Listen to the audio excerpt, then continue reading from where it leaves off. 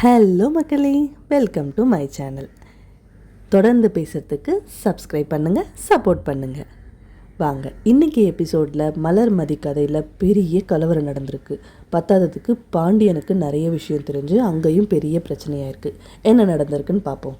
முதல்ல எல்லோரும் கோயிலுக்கு போகிறாங்க. அங்கே மதியோட மாமியார் மதி உங்கள் அப்பா அம்மா வரலையா அப்படின்னு சொல்லி கேட்குறாங்க. அதுக்கு மதி சொல்கிறாங்க, அவங்களுக்கு இன்றைக்கி செக்கப் இருக்குது, அதனால் வரல அப்படின்னு சொல்கிறாங்க. இவங்க உடனே அதெல்லாம் முன்னாடியே சொல்கிறது இல்லையா, நாங்கள் மெனக்கெட்டு ஃபோன் பண்ணி கூப்பிட்டா அவங்க என்ன வரமாட்டுறாங்க அப்படி இப்படின்னு காய்ச்சி முச்சுன்னு கத்துறாங்க.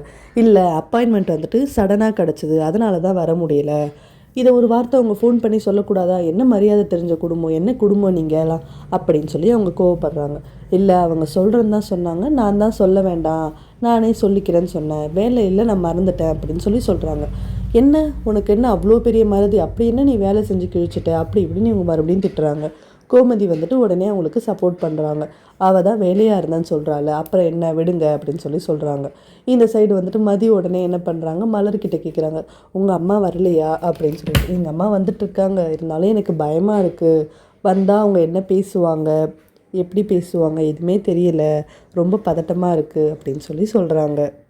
கரெக்டாக அவங்க பேசிகிட்டு இருக்கும்பொழுதே மலரோட அம்மா அந்த இடத்துக்கு வந்துடுறாங்க. அவங்க வந்துகிட்டே இருக்கப்போ மீனா என்ன பண்ணுறாங்க, நானும் பொங்கல் வைக்க போகிறேன் அப்படின்னு சொல்லி சொல்கிறாங்க. ராஜி உடனே கேட்குறாங்க, நீங்கள் ஏன்க்கா பொங்கல் வைக்கிறீங்க, இது ஒன்று நம்ம குலதெய்வம் கோயில் இல்லையே அப்படின்னு சொல்லிட்டு. இல்லை ராஜி, எனக்கும் ஒரு வேண்டுதல் இருக்குது, இவங்கள மாதிரிலாம் மாமியார் கிடைக்காம நமக்கு ஒரு நல்ல மாமியார் மாமனார் கிடச்சிருக்காங்களா, அதுக்கே நம்ம நிறைய கோயிலில் பொங்கல் வைக்கலாம் அப்படின்னு சொல்லி ஃபன்னியாக பேசுகிறாங்க. கரெக்டாக அந்த நேரத்தில் மலரோட அம்மா வரப்போ யாருமே அவங்க மலரோட மாமியாரும் மாமனாரும் போய் கூப்பிடவே இல்லை. மற்றவங்க எல்லாருமே போய் அவங்கள வாங்க வாங்கன்னு சொல்லி கூப்பிட்றாங்க. எல்லோரும் எப்படி இருக்கீங்க அப்படி இப்படின்னு பேசுகிறாங்க.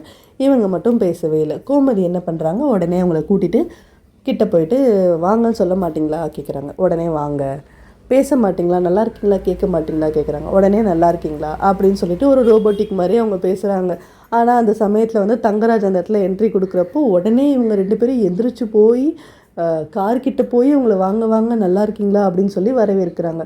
உடனே தங்கராஜ் இவங்கள பார்த்துட்டு, என்னம்மாம்மா நான் வந்திருக்க இடத்துல இவங்களாம் வந்திருக்காங்க, ஏன் இவங்களெல்லாம் கூப்பிட்டீங்க அப்படின்னு சொல்லி கோவமாக கேட்குறாரு.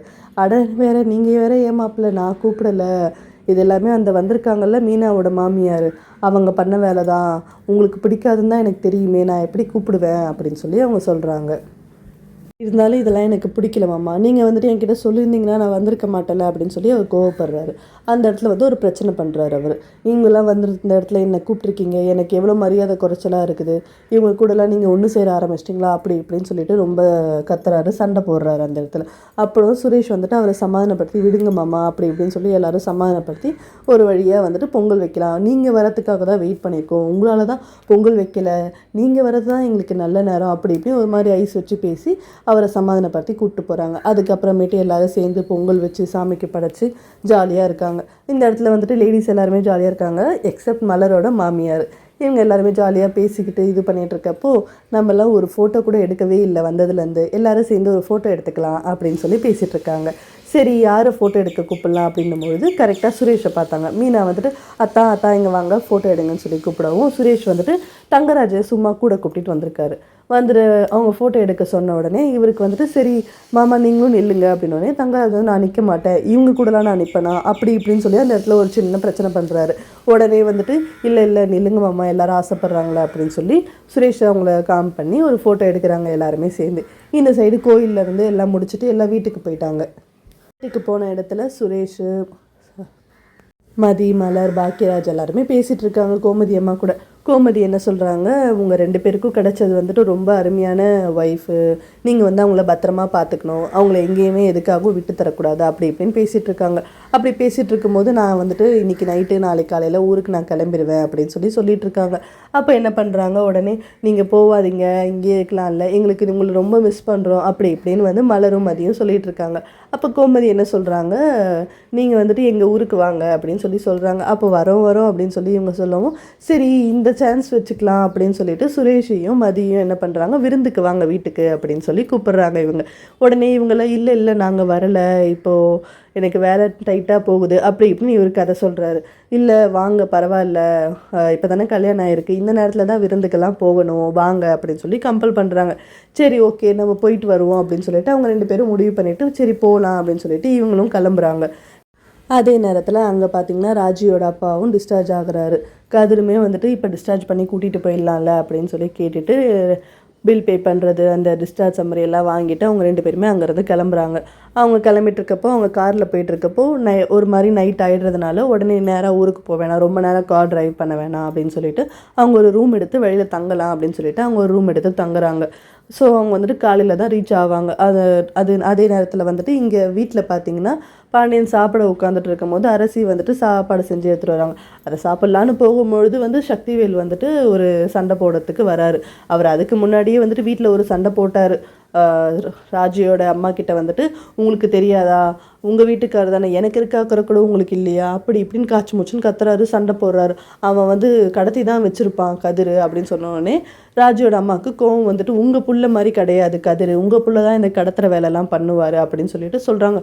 உடனே அவர் வந்துட்டு இது என்ன புதுசாக உங்கள் புள்ள எங்கள் புள்ள, இப்போ கதிர் வந்ததுக்கப்புறம் என் புள்ள வந்துட்டு உங்களுக்கு புள்ள இல்லாமல் போயிட்டான்ல அப்படின்னு சொல்லிட்டு ஒரு மாதிரி சண்டை போட்டுகிட்டே இருக்கார். அப்போ வந்துட்டு அவங்க அம்மா வந்துட்டு உனக்கு மட்டும்தான் அவன் அண்ணன் கிடையாதுடா, எனக்கும் புள்ள தான், எனக்கு இல்லாத அக்கறையா உனக்கு இருக்க போது, அவன் அதெல்லாம் வந்துடுவான் அப்படின்னு சொல்லிட்டு அந்த இடத்துல வந்துட்டு விடுங்க போங்க அப்படின்னு சொல்லி அனுப்பிச்சி விட்டுறாங்க. இவர் என்ன பண்ணுறாரு, வெளியில் வந்து பாண்டியன் வீட்டுக்கிட்ட வந்துட்டு எங்கள் அண்ணனை காணோம், எங்கள் அண்ணனை வந்து உங்கள் பையன் தான் கடத்தி வச்சுருக்காரு, ஒழுங்கு மரியாதையாக அவனை வந்துட்டு எங்கள் அண்ணனை கூட்டிகிட்டு வர சொல்லுங்கள், எதுக்கு கடத்திட்டு போனாருன்னு சொல்லி கத்தவும் பாண்டியன் சொல்கிறாரு கதிர் எதுக்கு உங்கள் அண்ணனை கடத்த போகிறாரு, அவர் என்ன சின்ன குழந்தையா அப்படின்னு சொல்லிட்டு இவர் கேட்குறாரு. உடனே கதிரோட அண்ணனுங்கள்லாம் வந்துட்டு சண்டைக்கு போகிறாங்க, அடிதடி சண்டையாகுது அந்த இடத்துல. உடனே வந்துட்டு இவங்க ஃபோன் பண்ணுங்கள் நாங்கள் கேட்குறோம், அவன் தான் கடத்திட்டு போயிருப்பான், எங்கள் அண்ணன் அக்கௌண்ட்லேருந்து உங்கள் புள்ள அக்கௌண்ட்டுக்கு 10 லட்ச ரூபா ட்ரான்ஸ்ஃபர் பண்ணியிருக்காரு, எங்கள் அண்ணன்கிட்டேருந்து காசு இது பண்ணுறதுக்காக தான் உங்கள் புள்ள எங்கள் அண்ணனை கடத்தி வச்சுருக்காருன்னு சொல்லி சண்டை போடவும் பாண்டியனுக்கு கோவம் வந்து உடனே வந்துட்டு ஃபோன் எடுத்துருவாடா, கதிருக்கு ஃபோன் பண்ணுவோன்னு சொல்லிட்டு அந்த இடத்துல கதிருக்கு ஃபோன் பண்ணுறாரு. கதிருக்கு ஃபோன் பண்ணால் கதிர் வந்துட்டு சொல்லுங்கப்பா அப்படின்னோடனே இந்த மாதிரி பிரச்சனைலாம் ஆச்சு நீ எங்கே இருக்க அப்படின்னோடனே அவங்க கதிர் வந்து ஃபஸ்ட்டு உண்மையை சொல்லலை. அப்புறம் இந்த மாதிரி பிரச்சனைலாம் இருக்குது நீ எங்கே இருக்க உண்மையை சொல்லு அப்படின்னு கத்தனோடனே ஆமாம்ப்பா ராஜுவோட அப்பா என் கூட தான் இருக்காரு அப்படின்னோடனே நீ இப்போ உடனே கிளம்பி வர அப்படின்னோடனே இல்லை உடனே கிளம்பி வர முடியாது, சுச்சுவேஷன் சரியில்லை, நான் வரத்துக்கு காலையில் ஆகிடும் அப்படின்னா நீ காலையில் இங்கே இருக்கிற இல்லைனா அவ்வளோதான் உனக்கு அப்படின்னு சொல்லி அவர் பயங்கரமாக கத்துறாரு. உடனே கதிர் நான் காலையில் வந்துடுவேன் அப்படின்னு சொல்லிட்டு ஃபோனை வைக்கிறாரு. ஃபோனை வச்சதும் சக்திவேல் வந்துட்டு பாண்டியன் கிட்ட கோவப்படுறாரு.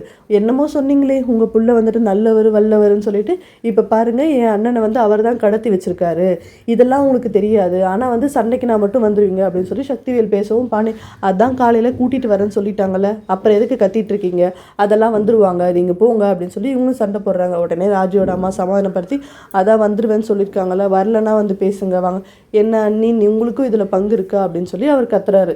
எனக்கு பங்கும் கிடையாது ஒன்றும் கிடையாது, எல்லாமே உங்கள் அண்ணன் வந்ததுக்கப்புறம் பேசிக்கோங்க, முதல்ல வாங்க வீட்டுக்கு அப்படி சொல்லி அவங்கள வலுக்கட்டாயமாக கூட்டிகிட்டு போயிடுறாங்க.